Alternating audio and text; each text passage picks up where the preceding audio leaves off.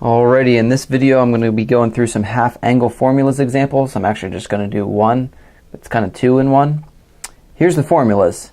Sine of 1/2 of an angle is equal to plus or minus the square root of 1 minus cosine of A, that's the same A, divided by 2. We're going to talk about which one to choose, plus or minus. Same thing for cosine, right? Almost the same formula. One's 1 minus cosine A, one's 1 plus cosine A. And again, we need to have a way of figuring out whether or not to choose plus or minus. For the tangent, we can use either one of these formulas. These actually are equivalent. In the textbook I used back in college, I actually had to prove that these two were equivalent. We're not going to do that today. What we are going to do is try to answer this question. What's the cosecant of 5 pi over 8? So in order to do that, I don't see cosecant here. I need to match up with sine. And we did something similar to this before with the sum formulas. But first I'm going to do, what's the sine of 5 pi over 8? Okay, again, this is not on the unit circle, otherwise it'd be a really easy problem. So what I need to use is half angle formulas. So first I need to figure out which formula, plus or minus, right? I'm going to use this because it's sine, but I don't know which one to use. So I got to figure out where on the unit circle is 5 pi over 8. And that's the first step.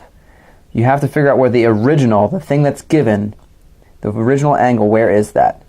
Well, pi over 8, let's see, 5 pi over 8. How many pi over 8s, right, would be pi over 2? So this is 4 pi over 8, right? 4 pi over 8 is pi over 2. So this is just a little bit more than 90 degrees. So it's a little bit more than pi over 2. So it's about like this. And then the question becomes, what would the sine value be here? So here's the x value, the y value. What's going to be positive? Y is going to be positive. This is above the x-axis. X would be negative. So if I ask you what the cosine of that is, I would choose the minus square root.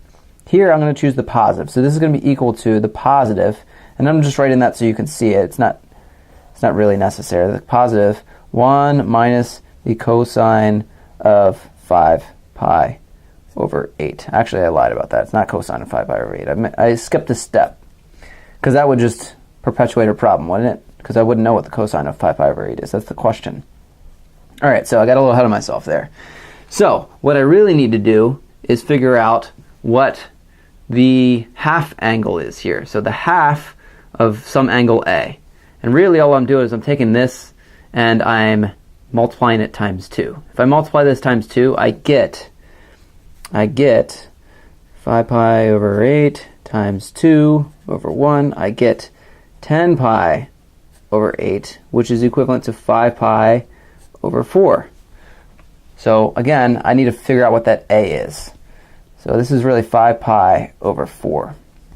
In other words, that's equivalent to sine of 1/2 times 5 pi over 8 over 4. My goodness, I'm switching the 5s and 8s up like crazy. So if you multiply these together, right, you get this. So this is equivalent to this, all right? Sorry for that confusion there. So I'm really evaluating 1 minus cosine of 5 pi over 4 divided by 2. Okay, here we go. So all the way down here, I'm going to write this again.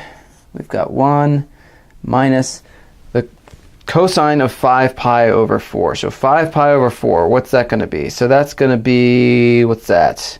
Negative square root of 2 over 2. Because 4 pi over 4 is in the, that is pi, so this is one more down, that's going to be like over here. So this is negative square root of 2 over 2. And this is over 2. All right? So what's that equivalent to? Well, that's the square root of, I'm going to rewrite this one as 2 over 2 plus, because it's minus a negative, square root of 2 over 2, all that divided by 2. Right? There's going to be a lot of 2's in this problem. Okay, so this is the square root of 2 plus root 2 over 2. I made that 1 a 2 over 2 divided by 2.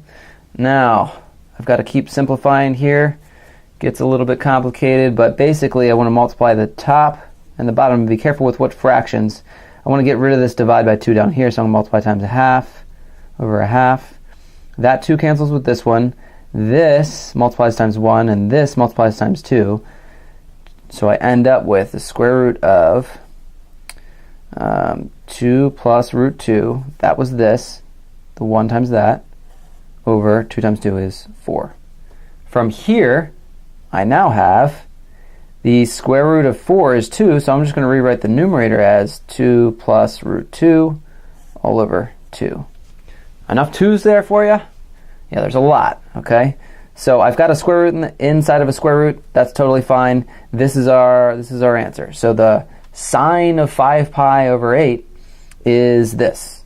But that wasn't the original question. The original question says, what's the cosecant of that?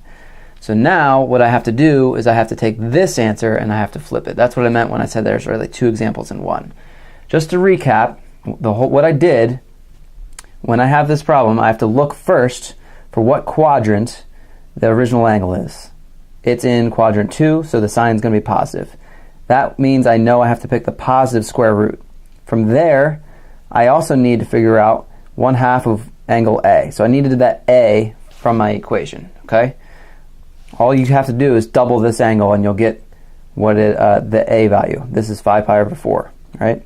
1/2 times 5 pi over 4 is 5 pi over 8. Plug it into your formula, simplify, you get this. So now the cosecant, and this is going to get really ugly really quickly. Cosecant of 5 pi over 8, I don't need to do any of that anymore. All I need to do is flip this. But you'll see that there's problems. All right. So I have a square root in the denominator, and I don't like that. All right. So if your teacher is like me and wants you to simplify that by rationalizing the denominator, what you need to do is you need to multiply times a special type of 1, which turns out to be the exact same thing, 2 square root of 2 plus square root of 2. Some of my students said, oh, just multiply times the conjugate. That's not what you do, because this is a square root, so it's the square root of the whole thing. Remember, if you multiply the square root times the square roots go away. What's inside is left over. So what's inside is 2 plus root 2. So this square root and this square root go away, and I'm left with this. Okay, on the top I have 2 times the square root of 2 plus root 2. All right? So I'm still having a bit of a problem because I still have a square root on the bottom, on the denominator. And now is when you multiply times the conjugate. All right? Because there are 2 terms, 2 and root 2. So now I'm going to do 2 minus root 2, 2 minus root 2. I'm going to multiply on the top and bottom. When I do the bottom part, it's going to be 2 times 2 is 4. And then the negative square root of 2 and the positive square root of 2 are going to cancel when you end up adding them.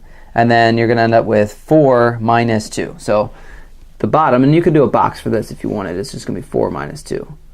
Now what's the top going to be? Well, the top's going to be 2 square root of 2 plus root 2. All of that multiplied times 2 minus root 2. Which I guess you could kind of leave by itself, but I'm going to do more with that.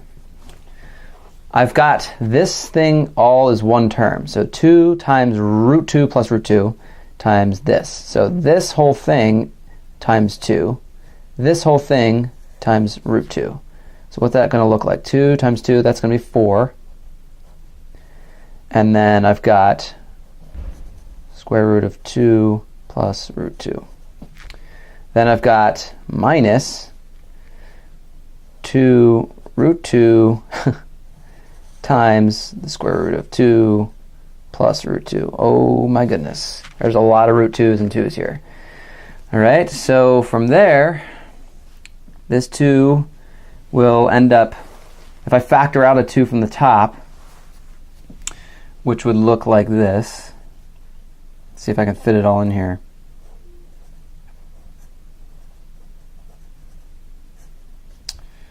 It's going to be tough. So I factored out a, let's see. Parentheses and root 2's galore. Told you it was going to be messy. All right, so 2 times that would give you this. And the reason I want to do that is so that I could cancel these 2's. So that I'll be left with 2 times square root of 2 plus root 2 minus the square root of 2 times the square root of 2 plus root 2. That is as far as I want my class to go. You can actually go a little bit further with that and combine some square roots there. I'm not going to do that. I think that's plenty. I do want you to work on rationalizing the denominator in those two different ways. But that's how you find the cosecant of 5 pi over 8. And you could check that. You could type in this into your calculator, and you could type this in to your calculator and see if they're equivalent. They are. It works out. That tends to be the most complicated problems, these half-angle formulas. And they're not all bad, but with all the square root of 2's and all of that, it makes it a little bit more difficult. That's how you do it. Good luck.